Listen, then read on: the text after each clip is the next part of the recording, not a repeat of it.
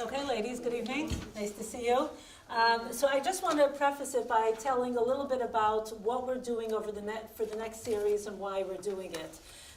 In the summer, I, Baruch Hashem, had the schus to work in Girls Own, the most literally fabulous place in the world. And I had the privilege of working with the college girls there in a program called Discover You, or DU as they called it.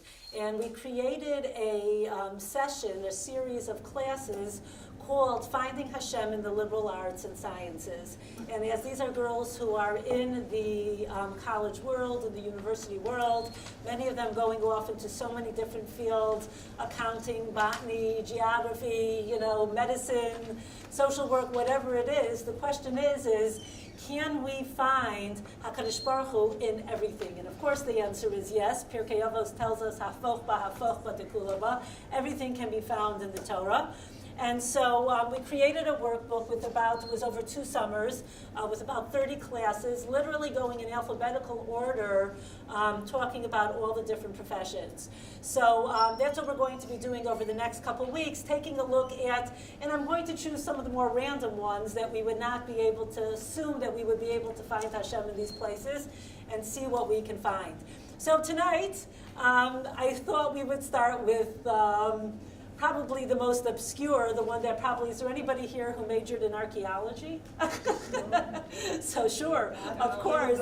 I will tell you that this is going to sound totally random, but I did teach in a college a class called Biblical Archaeology, which is the coolest thing in the world if you're a nerd like me. Okay, I hope my students thought it was exciting. I thought it was the most fascinating thing that you could possibly imagine.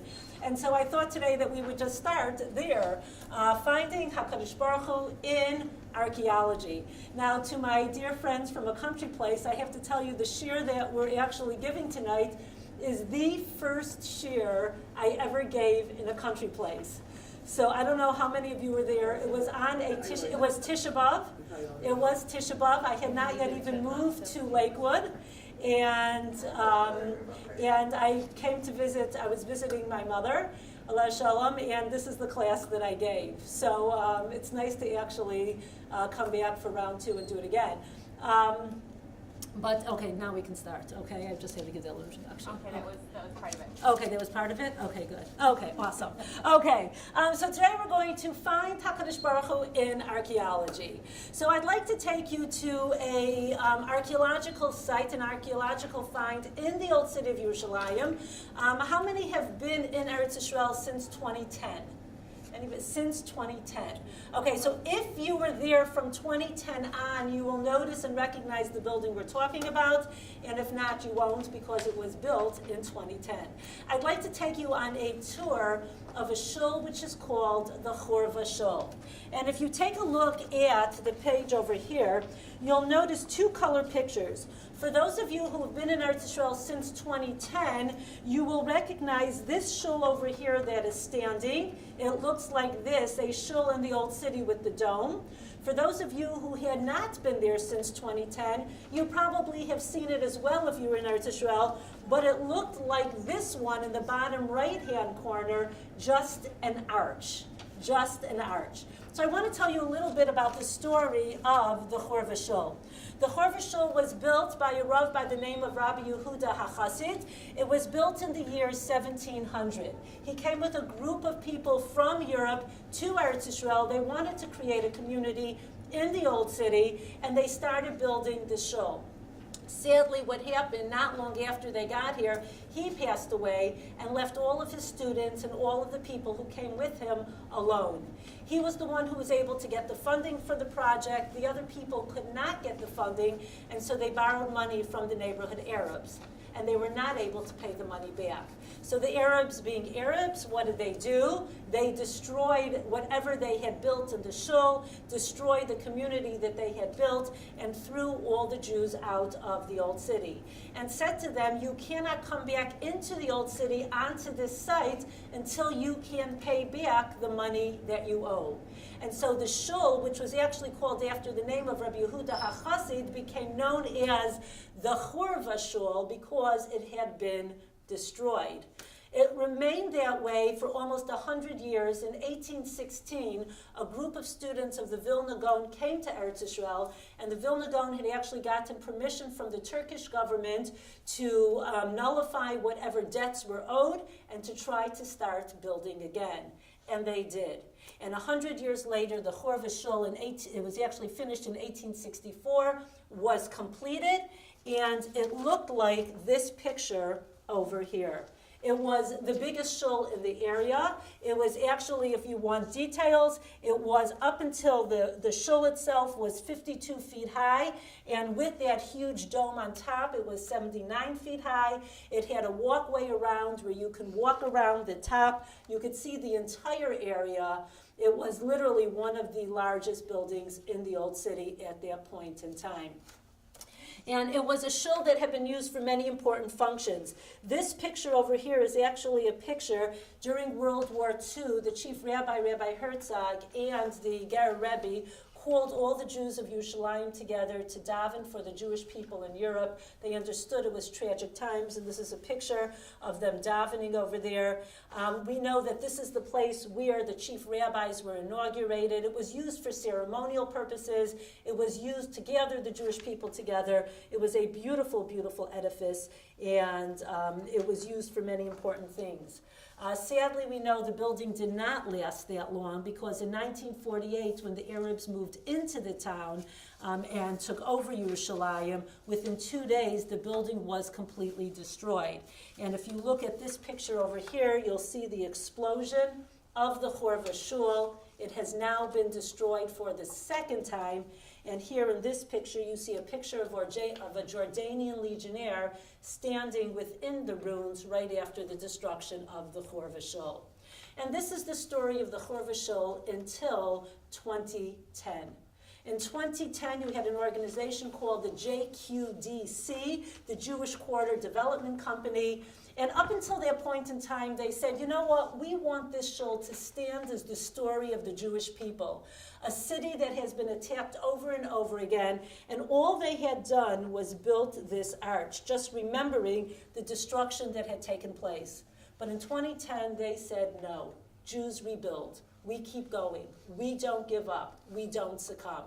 And in 2010, they rebuilt the Chor V'Shul. And today, they built it to look exactly like the way it had been done by the students of the Gra. What they did, which is so fascinating if you go inside, whatever rooms remained, they built into the new shul. So you'll notice, for example, on the Mizrach wall, that in a very broken way, you'll see old stone with new stone built around it in order to hold up the building. And so this is the story. This is the story of the rebuilding of the Chor V'Shul. Is there a women's section? Yes, there's a women's section. The women are upstairs in a balcony. It is absolutely beautiful. It's a beautiful place. Whenever I'm there, I like to be able to go in for mincha, to daven there. I usually don't make it for shacharis, but I like to be able to go in if I can. And there's just something very special about standing in a place that has been rebuilt, which is really the story of our people. We keep rebuilding, we keep trying over and over and over again, and we just don't let them, we don't let them win. What I want to focus on now, though, is that at the time of the rebuilding of the Chor V'Shul, there were horrible, horrible uprisings by the Palestinians. They actually had to close down the roadblocks. They were not allowing people in. There was all kinds of rock throwing. There were all kinds of things that were taking place. It was actually a very, very tension-producing time. And the question is, why is it, there are shuls that are going up all over the place, why was it that this was a shul that there was so much tension with its completion? So what was it that they were telling everybody? What they were telling everybody is, no, this is East Jerusalem, and they're building synagogues in East Jerusalem, and how can we let them do it, and it's a violation of our rights. But we build lots of synagogues. Why was it that this one, there was such an upheaval? And I have to tell you, I found the most fascinating answer, and I probably shouldn't say this on tape, but in a magazine called Israel Today, which is a Messianic Christian magazine. And what did I find in a Messianic Christian magazine? Something that I did not find in any of our magazines, but it was the most fascinating essay. And it appears it's a concept that the Christians knew and the Muslims knew. And I challenge you, how many of you knew this? According to a centuries-old rabbinic prophecy that appears to be coming true, on March 16, 2010, Israel will begin construction of the third temple in Jerusalem. Did you hear that? This is in the Christian magazine. During the 18th century, the Vilna Gaon, a respected rabbinical authority, prophesied that the Chorva Shul in Jerusalem, which was built during his day, would be destroyed and rebuilt twice. And that when the Chorva was completed for the third time, construction on the third temple would begin. The Vilna Gaon had said, with the rebuilding and the completion of the Chorva Shul, another time, which is what happened now, this is actually going to be the predecessor for the rebuilding of the third Beis HaMikdash. No wonder the Muslims are nervous. Because what does that mean if we start rebuilding our Beis HaMikdash? Their dome comes down. That's not going to work out too well for them. So one reason the Muslims are very nervous about them is because this does signal the rebuilding of the third Beis HaMikdash. And the second thing that bothered them so much is that the Chorva Shul is 79 feet high. Why is that significant? Because theirs isn't the size. Yes. It's higher than the Dome of the Rock. And the Muslims did not want a building that was going to be taller and higher than their house of prayer. So they know that the Beis HaMikdash is going to be built. They know it. They won't admit it, but they know it. They know it because if they admit it, then that means that we're right and they're wrong, that we belong there and they don't. And they don't want to have to admit that. Okay, but what I'd like to do is I'd like to show you why the Arabs actually need to be nervous. And I'd like to actually take you on a journey of what's going on inside the Chorva Shul. On page 1, we looked at what was going on the outside, but I'd like to take you on a journey of the tour that you can take when you go there, what's going on inside. Now, the Arabs made a huge mistake. They tried destroying all of the shuls. Why did they try to destroy the shuls? They want to remove any evidence of Jewish presence in Eretz Yisrael. That's why they're digging up all that stuff on the Temple Mount and disposing of it. They don't want any evidence that we were there before them. And they're trying to remove the evidence. But what they didn't realize is by destroying the Chorva Shul, they actually have given us more evidence that we're right. Because when we rebuilt the Chorva Shul, in order to build up, we need to dig a foundation down. And in Eretz Yisrael, anywhere, anytime, any place you want to build, as you build down and dig down a foundation, the odds are you're going to end up in some bubby's kitchen. Because all of Eretz Yisrael is built on strata. All of Eretz Yisrael is built on communities that were there before. And that's exactly what happened when they built the Chorva Shul. They dug down and they found these rooms. And these rooms are in the basement of the shul. You could go on a tour and see them today. And what are they? It's fascinating. This room right over here, this room on the right, is somebody's living room. And in the living room, you know what you're going to find? It's dark. You see that like dark hole there? That is a mikvah. And of course it's a mikvah, because who are the people who lived in the old city of Yerushalayim? Exactly. If you take a look at this model of Yerushalayim, which today is found in the Israel Museum, for those of us who are from the previous generation, you may have seen this in the Holy Land Hotel. They've moved it to the Israel Museum. I first saw it in the Holy Land.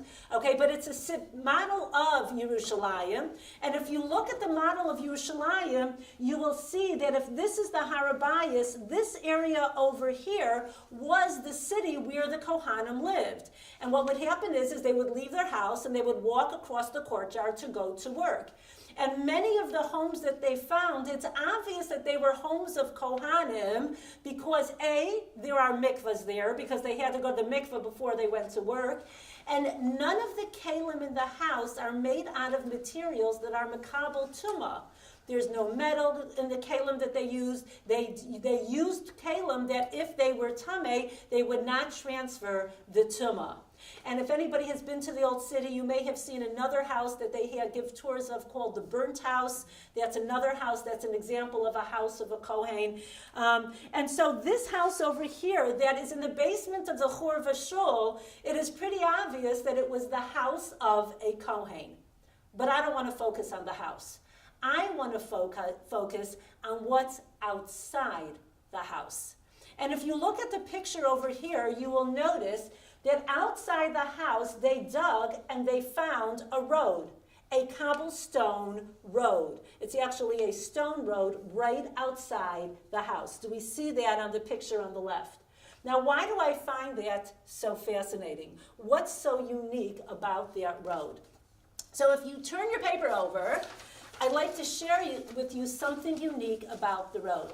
In the 1970s, there were a group of archaeologists who wanted to actually see what can be found underneath the Yerushalayim you and I walk on. And they knew there was something there because of this map. In Jordan, in a city called Medaba, Jordan, there is a Byzantine church. And on the floor of the Byzantine church, there is a mosaic map. And it's a mosaic map of Israel and Egypt, right over here. It doesn't do all of Egypt, just parts of it. And this is what the floor of that church looks like. Part of that map is actually this picture that you'll see right over here, the picture on the right. Now, what's unique about the picture on the right, it is that it is the oldest map we have of Yerushalayim. The oldest map we have of Yerushalayim. It's a map of Yerushalayim dating back to the time of Hadrian. Hadrian is going to destroy Yerushalayim. He is going to change the name to Aelia Capitolina, and he's going to build it as a city for the Roman gods. And if you look at what he did, is he built a road straight down the middle of the city. And if anybody has been in the old city, there's a very good chance you walked that road. Does anybody know what that road is called? The road is called the Cardo. The Cardo. How many of you went shopping in the stores in the Cardo? How many of you have those necklaces that have psukim on it, or people who have gotten it for grandchildren or whoever it may be, the Hadaya store, and many other stores there? The Cardo was the main road that went through the Roman city. It was called Cardo because what does Cardo mean? It's like the main artery, like the cardiac system, the main artery that goes through the city. And that was this road over here. What was this road? It was actually a road that was so wide, it was the size of a 6-lane highway. And if you were in the old city, you may have actually seen it or walked on it, because this is what it looks like today, the picture on the bottom right. How many of you remember walking there, seeing this? You could look down and you could see it. It's this road here. And the Cardo was the size of a 6-lane highway. The center was a road for traveling, and then on the two sides, it was stalls for marketplaces. And it was the main marketplace of Yerushalayim. Some artist with a great sense of humor on one of the walls in the old city painted a picture of what the Cardo must have looked like during Roman times. And the reason I say that whoever painted it has a great sense of humor is because look in the bottom right corner, you'll see a little girl and a little boy. Do you see them? Yeah. Yes, what do you notice? The little boy looks like he walked out of 21st century America with a red baseball cap and a green backpack on his shoulders. Okay, so he's in a time warp over here. But this is what they assumed the Cardo would have looked like. So I want you just for a moment. Outside of the shul? This is not outside of the shul. Yes, it's actually not far from the shul. What I want to point out, and we're going to talk about it in a moment. Well, you brought it up now. I'll talk about it right now. The Cardo was a very, very long road that went through the entire city. Part of it is actually found underneath the Oorah shul today. So this road right over here extends from this road right over here. It's part of the long road. Do you see that? It continues. This, yes. Is this, That's just what should I ask you? Is this a pole that's holding up the shul? It's Is it a? yes, it's a pole that's holding up. Yes, it's a pole that's holding up So the this foundation. looks the way it is. Exactly. This is a picture taken. They didn't fix nothing. the basement. Oh, what they did is they excavated it and then they left it as They left just it, something for everybody to see. And the mikvah's still And there. the mikvah's still there. You can see it.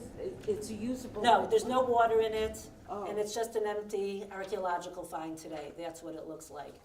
Okay, so what I'd like you to do for a moment is I'd like you to stop, hold the paper down, don't look at it, and I want you just for a moment, and this is dangerous to do at 9 o'clock at night because I'm going to ask you to close your eyes, okay?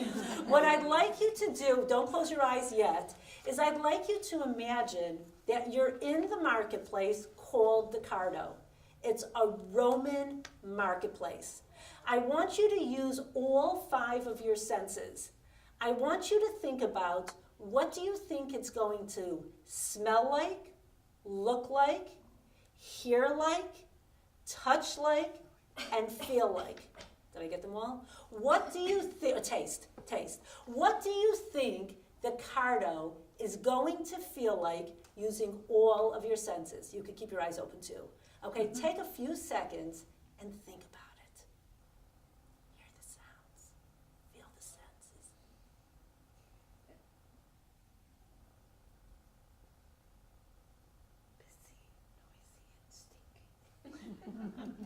We're gonna fall asleep if we don't. All right, 30 seconds is up. Okay, all right, I heard words busy, noisy, and stinky. Okay, do we have any other sounds, sights? A shook, it's gonna look like a shook. What are you gonna hear?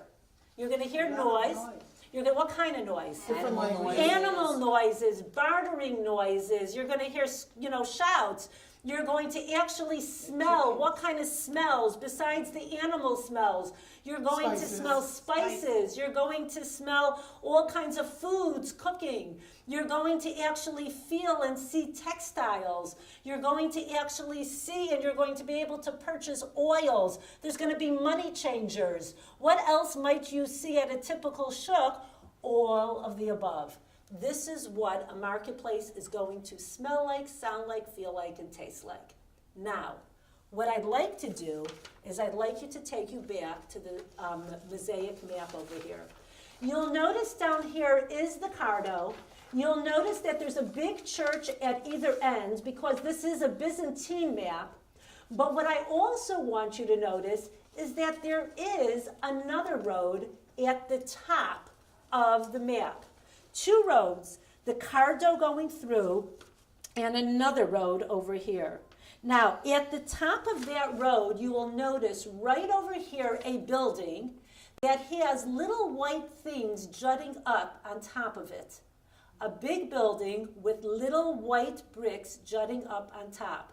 Can anybody imagine what that building, we're going back to the time of the Romans, what is the Beis Hamikdash? There is a second road there that actually runs underneath the Beis Hamikdash. This road, too, is a marketplace. And if any of you have gone to Eretz Yisrael recently, you would have and could have gone to that marketplace if you went on a tour of something called the Southern Excavations. when you get off the bus going to the Kosel and you look down, you will see excavations. Those are excavations of the roads that we used to walk on to go to the Beis Hamikdash. And if you take a look at this picture on the top left, this is the Beis Hamikdash. This here with the steps, this is the road that we are talking about. And you will notice little stalls there, because this road too had a marketplace, just like the Cardo. And these little stalls over here sold what? Animals, spices, oils, money changers, all of textiles, all of the same things that the Cardo did. You could walk down this road over here, and when you do, just remember, Hillel and Shammai walked down these roads as well in the same footsteps that you and I have a chance to do.